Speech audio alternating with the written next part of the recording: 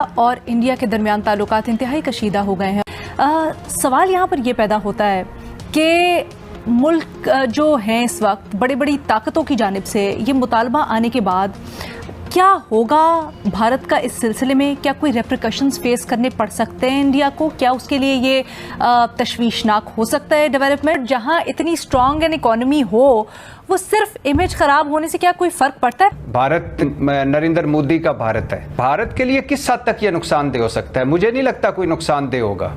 ये मफादात की दुनिया है, जज्बात की नहीं। भारत एक बहुत बड़ी मार्केट है। भारत, चीन, अमेरिका, रूस बहुत बड़े पार्टनर हैं। भारत पर ईरान और सऊदी अरब मुत्तफिक हैं। भारतीय मईशत, भारतीय सफारतकारी और भारत को तो अब जोड़ा जा रहा है मिडल ईस्ट से, यूरोप से। तो कुछ अर्सा ये मामला चलेगा, कोई बड़ा नुकसान नहीं होगा भारत को। आप टिड्डी मल की हालत देखो भी, ठीक है तू बिका हुआ आदमी है, चाइना के तुझे चाइना ने बोल दिया भी तू ये बकवास कर, तू बकवास करी जा रहा है। अब दुनिया वो नहीं रही, भारत भी वो नहीं रहा जो पहले था, और इसीलिए जो टिड्डी मल है कनाडा का, ये अब एक जोक बन के रह गया है, कंट्री के अंदर भी और कंट्री के बाहर भी। आपको मालूम है जब यहाँ पे भी आया था G20 में, हमने इसकी वो हालत करी थी, इसकी जिसको कहते हैं ना मदर सिस्टर, पंजाबी वाली मदर सिस्टर करी इसकी हमने। और 2 दिन ये सड़ता रहा यहाँ पर, हमने किसी ने, कोई कुत्ता तक इसको पूछने नहीं गया। और वहाँ पर जो इसकी कंट्री है, कंट्री में भी बड़ी आवाज़ें उठी कि यार तुम G20 के मेंबर हो, G7 के तुम मेंबर हो, और तुम्हारी ये हालत। और अब तो ये हालत हो गई है कि वहाँ पर कनाडा के अंदर नया मैप जारी कर दिया लोगों ने, जहाँ पर उन्होंने एक पार्ट दिखा दिया कि खालिस्तान पे बनाने का शौक है ना, कनाडा में बना देते हैं। क्योंकि कनाडा देखिए बहुत बड़ी कंट्री है, पॉपुलेशन बहुत कम है, तो वहाँ पे जगह बहुत खाली पड़ी है। तो बोले यार तुम्हारे पास जगह खाली पड़ी है, इनको खालिस्तान चाहिए, तुम दे दो इनको। तो लोगों ने नया मैप कनाडा का निकाल दिया है खालिस्तान का। ये हालत है। अब ये है भारत की पावर। कनाडा के वजीर आज़म ने भी बात की है, और कनाडा के वजीर आज़म ने आज कहा है कि हम चाहते हैं कि जो गवर्नमेंट ऑफ इंडिया वो हमारे साथ ताउन करे। आज अभी थोड़ी देर पहले अमेरिका के national security adviser Jack Sullivan ने कहा है कि कई लोग हमें ये कह रहे हैं कि हम अमेरिका का साथ नहीं दे रहे, कनाडा का साथ नहीं दे रहे, हम कनाडा के साथ मिलके इस मसले की तह तक जाना चाहते हैं, और हम भारत को भी कह रहे हैं। आपने देखोगे आज एक और मर्डर हुआ है, और जिसकी रिस्पॉन्सिबिलिटी भी ले ली है खासकर लॉरेंस बिश्नोई ग्रुप ने, सुखा गिल है, आज उसका भी मर्डर। देखिए, मैं एक बात से एग्री करूंगा, खासकर कल यहाँ सिक्स ऑफ अमेरिका के जो हेड हैं जसदीप सिंह साहब, उन्होंने एक बात बड़ी सही कही है। उन्होंने कहा है कि अगर ये मर्डर जो था नेजर साहब का, अगर 2 साल पहले इंडियन गवर्नमेंट ने उसको टेररिस्ट करार दिया था, अगर 2 साल पहले कनेडियन गवर्नमेंट उस पर एक्शन लेती तो होता है क्या ही बेहतर होता कि आज नेजर साहब जिंदा होते। अब वहां पे हालात इस वक्त ये हैं, लॉ एंड ऑर्डर के हालात पहले ही हैं कि छोटे क्राइम में पुलिस आती नहीं। अच्छा, फिर उसके बाद इस मर्डर 3 महीने पहले मर्डर हुआ, तो 3 महीने इस पे बात क्यों नहीं की गई? 3 महीने ये सारा शोर क्यों नहीं किया गया? 3 महीने पहले प्रेस कॉन्फ्रेंस भारत गए हैं, उन्होंने जस्टिन ट्रूडो साहब ने कहा कि मैंने मोदी जी से बात करने की कोशिश की है, प्रेस कॉन्फ्रेंस कर देते वहां पे। अपने पास जो शवाहिद है आज भी वो दुनिया के सामने रखें। आज के देखें, ये सर हमारे पास ये शवाहिद मौजूद है, और based on these proofs we have this we have come to this conclusion. दूसरा, मैं सबसे बड़ी बात ये बताना चाहूंगा कि अगर ट्रूडो साहब, देखें ट्रूडो साहब ने अभी तक ट्राइयां क्या की हैं, मैं वो भी आपके सामने रखना चाहता हूँ। ट्रूडो साहब ने सबसे पहली ट्राई ये की थी कि अमेरिका और बरतानिया से जॉइंट स्टेटमेंट ली जाए, दोनों ने रिफ्यूज कर दिया, नंबर 1। दूसरी उसकी बात यह है कि उन्होंने 5 आई कंट्रीज को अप्रोच करने की कोशिश की है, जिनका आपस में एक रिलेशनशिप है अगेंस्ट टेररिज्म, उन्होंने भी जवाब दिया।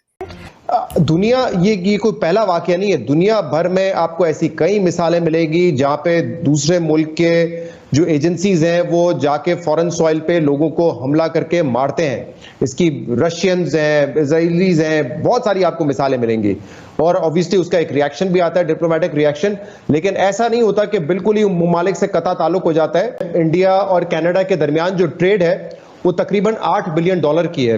इंडिया जो है $4 बिलियन का एक्सपोर्ट करता है टू कनाडा, और तकरीबन $4 बिलियन का इंपोर्ट करता है कनाडा से, लेकिन इंडिया के लिए ये बहुत बड़ी कोई एक्सपोर्ट मार्केट नहीं है। इंडिया की एक्सपोर्ट्स इस साल जो है वो तकरीबन $750 बिलियन की हैं, तो $750 बिलियन में से $4 बिलियन की एक्सपोर्ट कोई खास उनके लिए मैटर नहीं करती। लेकिन मुझे लगता है जो इस वक्त इंडिया का बिहेवियर है, और उनको पता है क्योंकि हम एक बहुत बड़ी मार्केट है, अमेरिका से हमारे ताल्लुकात बेहतर हो रहे हैं, तो मुझे ये लगता है कि इंडिया जो है, और क्योंकि उनके रॉ एजेंट का नाम आया है इसमें, इंडिया एग्रेसिवली इस पर रिएक्ट करेगा। मुझे नहीं लगता वो पीछे हटेंगे और कोई खास ताउन की बात करेंगे। हाँ, हो सकता है वो ज़बानी कलामी ये बात करें कि हम ताउन करेंगे, लेकिन इससे ज्यादा नहीं हो सकता। इंडिया को अकाउंटेबल ठहरा सकेगी ताकतवर ममालिक, क्योंकि इसके पीछे अब खड़े हो गए और इंडिया से मुतालबा करे ताउन का?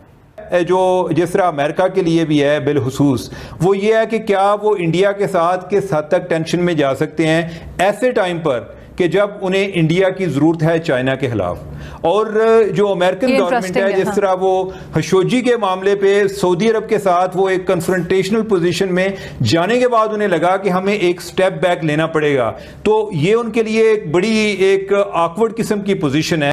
लेकिन ये बहुत बड़ी चीज है, क्योंकि ऐसी चीजें जो है हमने इजराइल के बारे में तो सुनी थी कि इजराइल इस किस्म के जो है ऑपरेशंस फॉरेन सॉइल के ऊपर कंडक्ट करता है, और वो अपने लोगों को वहां पर इस तरीके से जो है वो असैसिनेशंस करवाते हैं। तो हम करते हैं ना कि इंडिया की बहुत बड़ी मार्केट है, जाहिर बात है कि इकोनॉमी का फैक्टर है। दूसरा, चाइना फैक्टर बहुत अहम है वेस्टर्न कंट्रीज के लिए खास तौर पे, और इसलिए इंडिया के ऊपर उस तरह के रेपरकशन नहीं आते। अगर ये कोई और मुल्क करता, कोई और छोटा मुल्क इस तरह की जिस किसी वेस्टर्न कंट्री में करता, तो उसके रेपरकशन से बहुत ज्यादा सख्त है। जस्टिन ट्रूडो ने बिल्कुल कहा सबकी अब नजरें भी होंगी, लेकिन साथ एक थ्रेट फैक्टर भी है कि अगर वो ये चीज कनाडा में कर सकते हैं तो वो दूसरे ममालिक के अंदर भी कर सकते हैं। अब उसमें मैं समझता हूं कि इस वक्त अभी भी मैं समझता हूं सबसे पहला स्टेप ये होना चाहिए डैमेज कंट्रोल का, कि सारे शवाहिद दुनिया के सामने रख देने चाहिए। और दूसरा, मैं समझता हूं कि थर्ड पार्टी किसी को कहना चाहिए ममालिक में से, जिस तरह फाइव आइज हैं, उनको फाइव आइज को कहा जाए कि आके आप इन्वेस्टिगेट करें कि वो हम कहां जा रहे हैं। लेकिन अगर आपकी पुलिस, आप जिस तरह अमेरिका के अंदर इस वक्त हालात चल रहे हैं कि हर दूसरा सिटी जो है वो पूरा एक ऐसा वार जोन बन चुका है, अगर आप खुद लॉ एनफोर्समेंट, आपकी एजेंसियां काम नहीं कर रही, आपके सोशल इश्यूज को दूसरी दुनिया ने तो कवर नहीं करना। आज जो मैं आपको कह रहा हूं कि सुखा गिल आज मर्डर हुआ, उसका जवाब कौन देगा? और मैं सबसे बड़ी बात है कि वैनकूवर और कैलिफोर्निया और टोरंटो के जो गैंग है वो दंतराते फिर रहे हैं। मैं आपको जो कह रहा हूं, आज उन्होंने ना सिर्फ वो सुखे गिल का मर्डर हुआ है, लॉरेंस बिश्नोई जो कि भारत के अंदर जेल में बैठा, उसने स्टेटमेंट दी है, उसने रिस्पॉन्सिबिलिटी एक्सेप्ट की है। वो भी तो कैनेडियन सॉइल के ऊपर मर्डर हुआ है, सुखा गिल भी तो। उसका फिर बताया वो किस तरह मर्डर हो गया, और 3 महीने हो गए कोई अरेस्ट ही नहीं है। मैंने जो भारत का फॉरेन अफेयर जो उनके स्पोक्स पर्सन थे, उनकी मैंने बात सुनी थी, उन्होंने भी इसको कहा है कि दिस इज पॉलिटिकली मोटिवेटेड। और उसमें अब ऑन ग्राउंड रियलिटी का देखते हैं कि इस वक्त कोविड के बाद। हेलो दोस्तों, स्वागत है आपको इंडिया पाकिस्तान न्यूज़ चैनल में। तो दोस्तों, जैसे कि आपने वीडियो में देखा, आइए जानते हैं वीडियो के बारे में। कश्मीर के मुद्दे पर पाकिस्तान को अब उसमें मित्र देशों का ही साथ नहीं मिल रहा है।